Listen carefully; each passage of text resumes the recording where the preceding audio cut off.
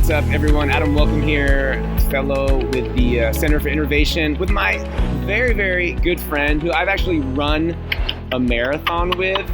You can hear her laughing, Jessica Cabeen, and we're here at the NAESP conference in Louisville, and I was like, Jess, let's record a quick podcast. And Jess, just give me a word to talk about. And I have more than a word, I have a sentence.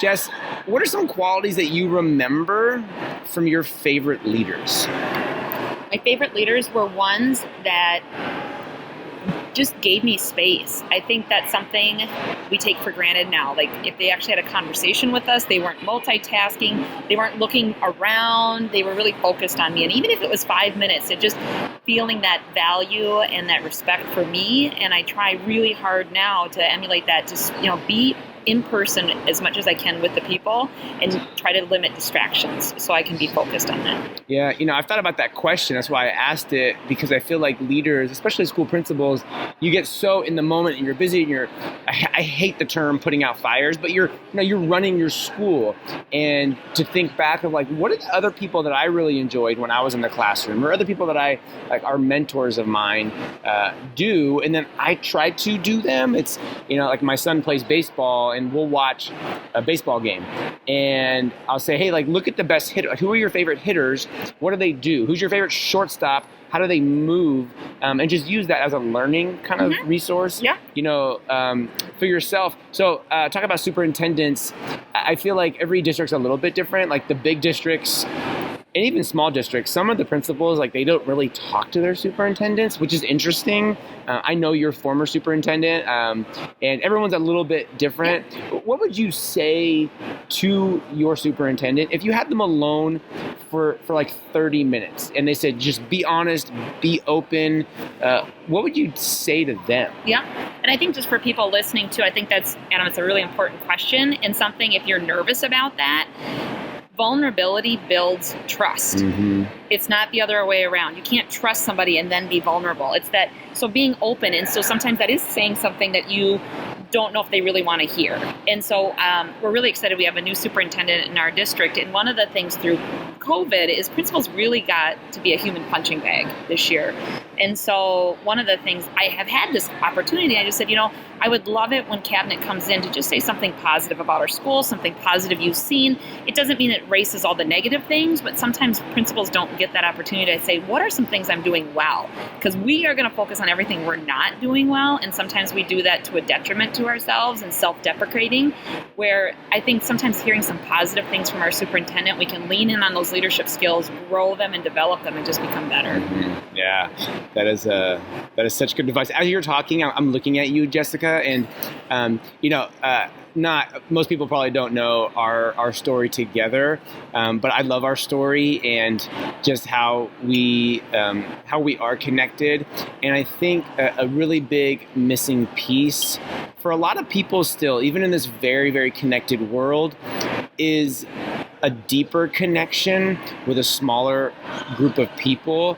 I send you a Christmas card every year, and you send me one, and you and I have a very, very deep connection. With that being said, what advice could you give to people, or what nudge could you give them to reach out to somebody that maybe they think they would want to get to know better on a professional level, that maybe can then turn into a friendship that you and I have? I've been to your home, you've been to my home, we've run a marathon together. And I know if I need something personally or professionally, I'm in California, you're in Minnesota, we have each other, and just that invaluable relationship. Any advice for people that may be tentative, or how to go about doing that? Absolutely. And you're being very kind. I stalked you. I literally stalked him, everybody. I followed him on social media. I was on Boxer, and I was just geeking out, starstruck that Adam Welcome knew who I was and followed me on Twitter. And I think from that point, I took the step forward, and Simon just talked about this. To become a better leader, you look to other leaders. It is not a competition. It's a collaboration, and it's a calling. And so for me, the blessing was that you took me under your wing and helped me learn and grow. And then from that, I think you learned things from me, and now we have a solid friendship. friendships. So I think that's the thing, is don't be afraid to reach out and ask somebody a question. How are you doing this? And I think too often you see things and you're like, well, I could never do this. I could never be this. When that's in your gut, that's the opportunity to say, no, I think I want to learn from that person. And you never know where those relationships will go. That being said, especially if you are starting, it can get overwhelming. And so I think Brene Brown talks about that square squad. So those people that like on that Post-it note, make sure you have a solid square.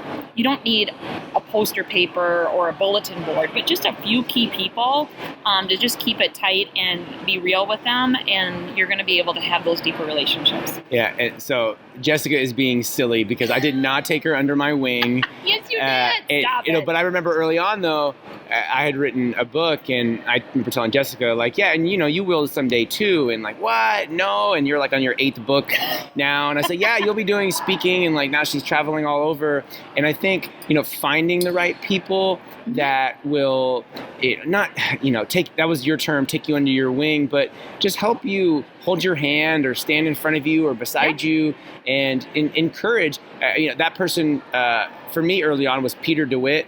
Peter, if you're listening, I love you, my friend, who I met years ago. And kind of said, hey, I want you to be my friend and mentor as well too. And you have nothing to lose, because all they can say is no, or not right now. Or sometimes people will kind of ask me like that. I say, actually, I think this person who I know really well would be better suited for you based on kind of your personality and what you're looking for. And I know you're a big connector, just like me as well. I think it's super important. Jessica, any closing just ideas or things you want to drop to the audience?